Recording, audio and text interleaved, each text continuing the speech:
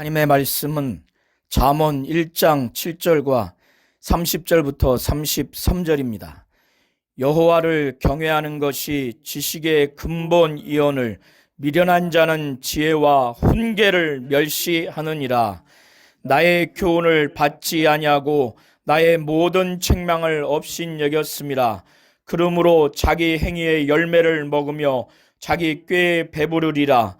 어리석은 자의 퇴보는 자기를 죽이고 미련한 자의 안일은 자기를 멸망시키려니와 오직 나를 듣는 자는 안연히 살며 재앙의 두려움이 없이 평안하리라.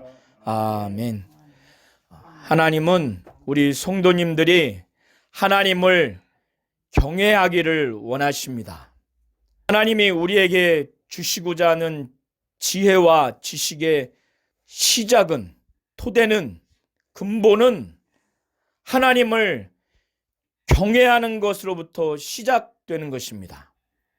그런데 미련한 자들은 하나님을 경외하는 것이 지혜와 지식의 근본, 곧 지식의 토대요, 지혜의 토대요, 지식과 지혜의 시작임에도 불구하고 하나님을 경외하는 것은 즐거워하지 않고 전혀 하지 않고, 이런 자들은 세상을 살아가는 데 있어서 사물을 아는 지식, 사람을 아는 지식은 습득할지 모르나 창조주 하나님이 우리에게 주시고자 하는 창조주 하나님과 관련된 지식과 지혜와 그 하나님이 우리에게 알게 하고자 하는 지식과 지혜는 전혀 알 수가 없습니다.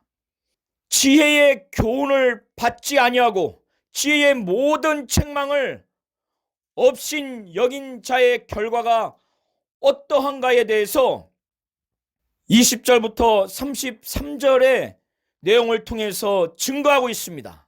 그들은 지혜의 교훈을 받지 아니하고 지혜의 모든 책망을 업신 여겼기 때문에 자신들의 그 행위를 먹으며 자기 꾀에 배부른다는 겁니다. 자기 행위의 그 열매를 자기가 먹어버리게 되고 하나님의 말씀의 지혜, 하나님의 지혜를 철저하게 받지 않고 그것을 업신 여긴 결과로서 그들의 그 행위의 열매를 그들 스스로 먹어버리게 되는 겁니다. 얼마나 그 자신에게 비참한 결과가 나겠습니까? 자기 꾀를, 자기 배를 불리게 된다는 겁니다. 그래서 어리석은 자의 태보, 이 태보는 태만을 말하는 겁니다. 태만. 어리석은 자의 지혜에 대한 태만은 자기를 죽이고, 미련한 자의 안일, 미련한 자의 지혜에 대한 안일은 자기를 멸망시킨다는 겁니다. 어리석은 자, 그 미련한 자들이 지혜에 대해서 태만히 여기고 지혜에 대해서 안일하게 대하는 그 결과가 자기를 죽이고 자기를 멸망시키게 된다는 거예요. 그래서 솔로몬은 오직 지혜를 듣는 자, 여기서 나는 지혜를 말하는 겁니다. 지혜를 의인화한 것입니다. 20절부터 33절까지의 이 주체는 지혜를 의인화시킨 겁니다. 33절에 오직 나를 듣는 자, 지혜를 듣는 자는 안연히 안전하게 살며 재앙의 두려움이 없이 평안할 것이라고 이렇게 말하고 있는 겁니다. 1절부터 7절을 보시게 되면 1장부터 31장을 통해서 여러 지혜자들과 솔로몬의 그 지혜의 글이 담겨 있지만 다윗의 아들 이스라엘 왕 솔로몬의 잠언이라고 이렇게 읽고 있는 겁니다.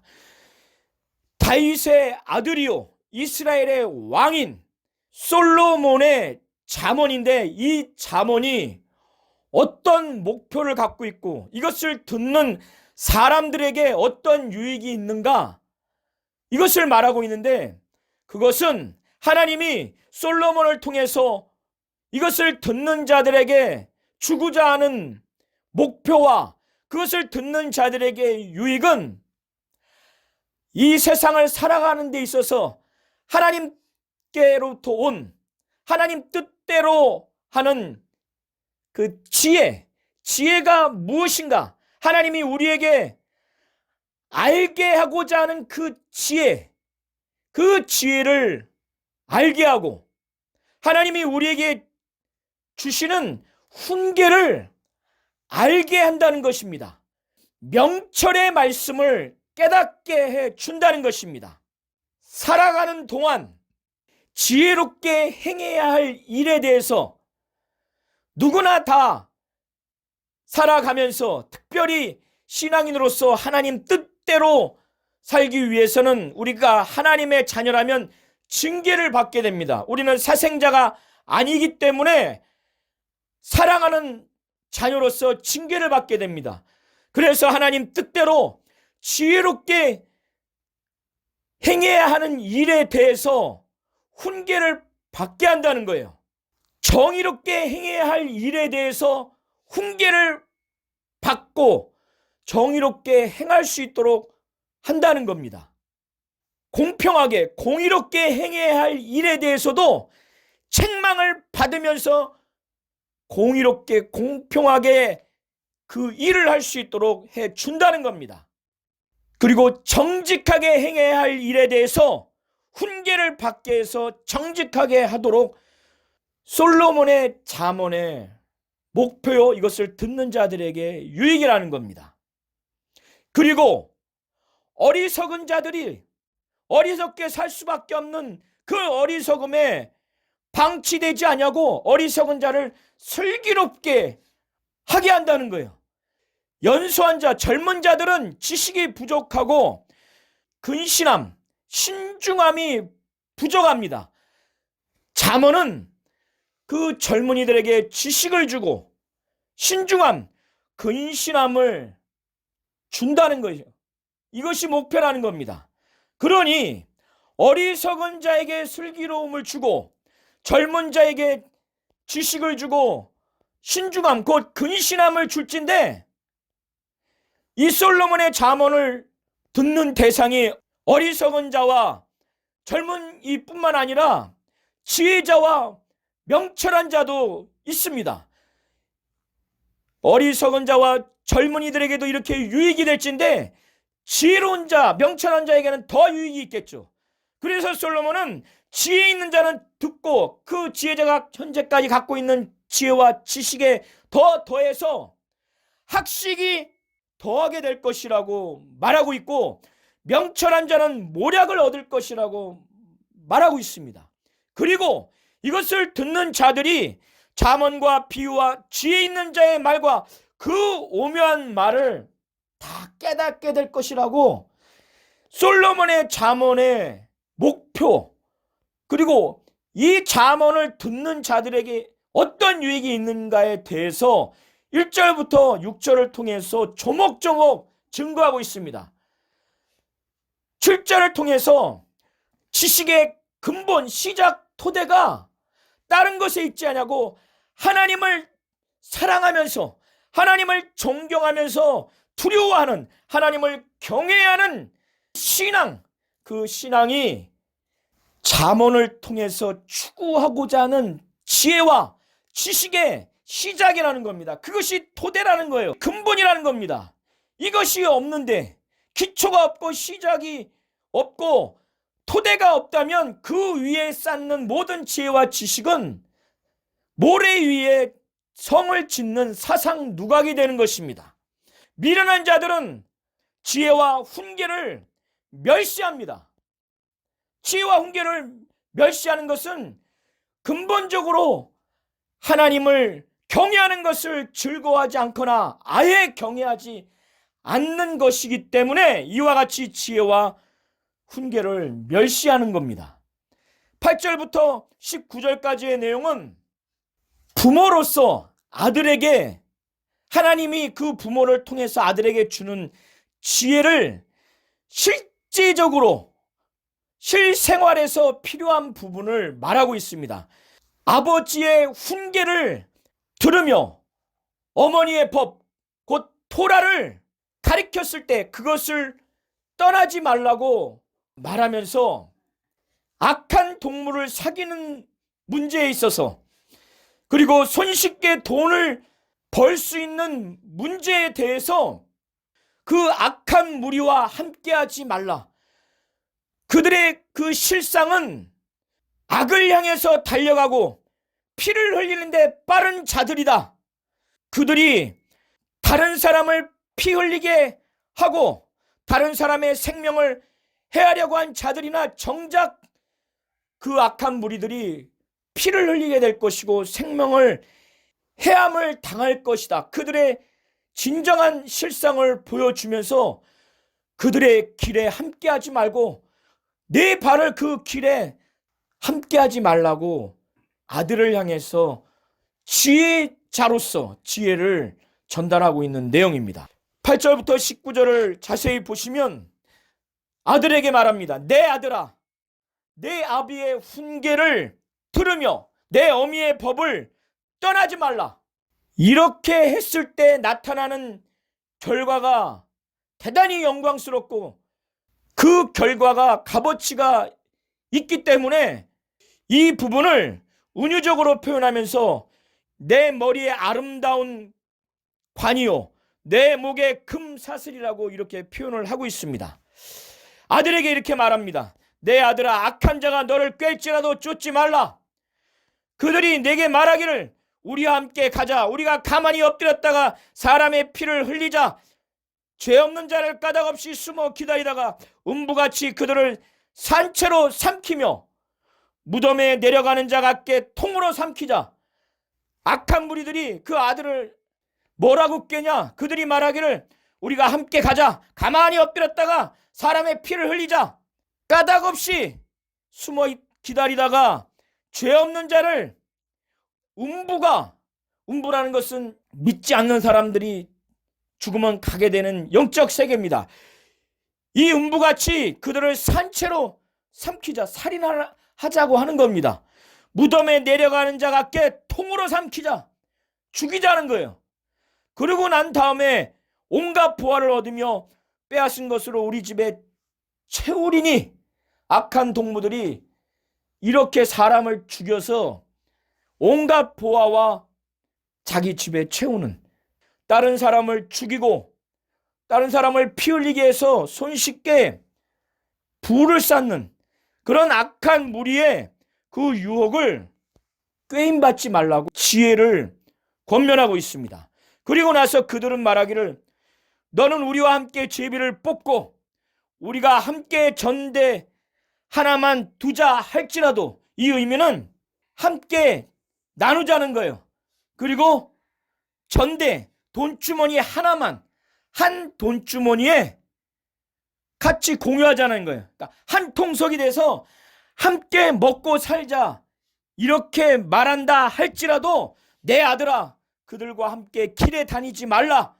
내 발을 금하여 그 길을 밟지 말라. 이렇게 권면을 합니다. 그 이유가 16절과 17절에 나와 있습니다. 그것은 그 악한 무리의 실상은 그들의 발, 여기서 발은 인생의 여정, 삶의 여정을 은유적으로 표현한 겁니다. 그 발은 악으로 달려가며 피를 흘리는데 빠르기 때문에 그렇다는 거예요.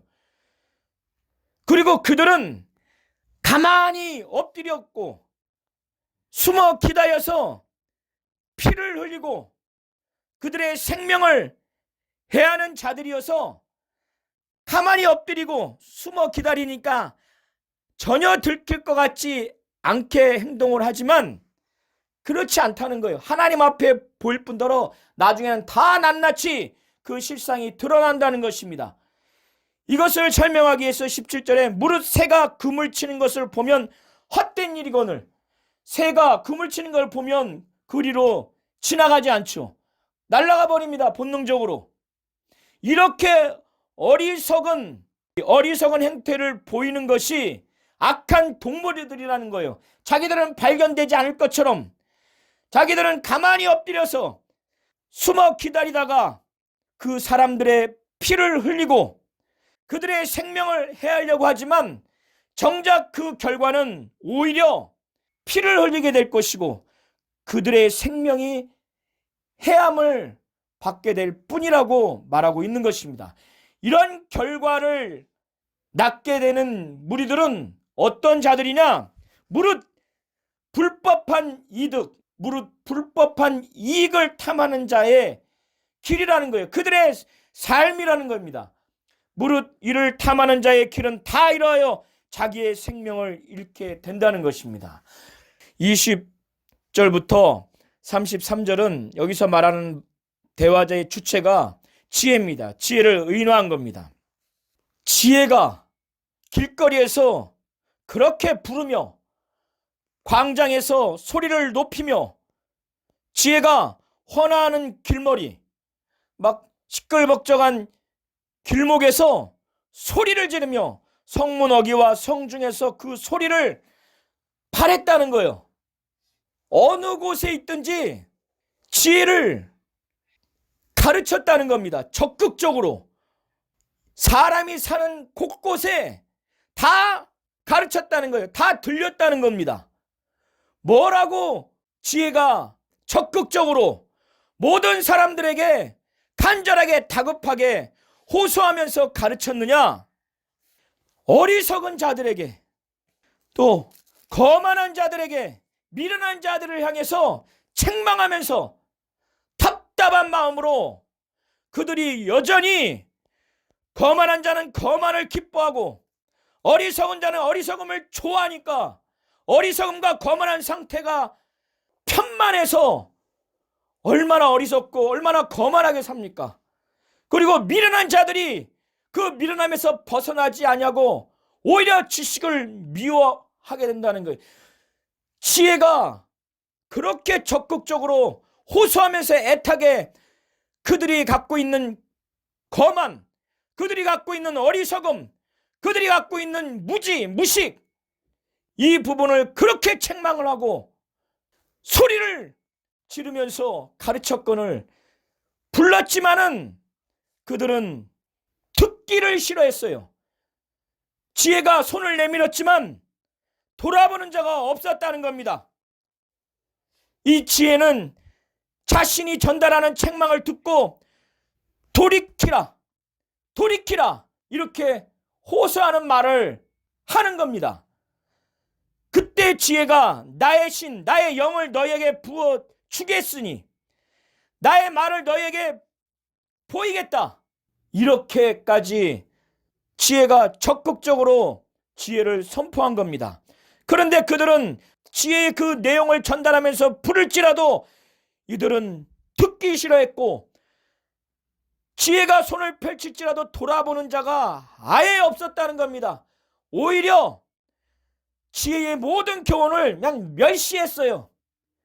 지혜가 잘되게 하려고 슬기롭게 하려고 학식을 더하게 하고 그들로 하여금 지식을 주고 그들로 하여금 신중함, 근신함을 주려고 잠언과 비유와 오묘한 말과 이런 것들을 깨닫게 하려고 했는데 교훈을 멸시하고 책망을 받지 않았다는 거예요.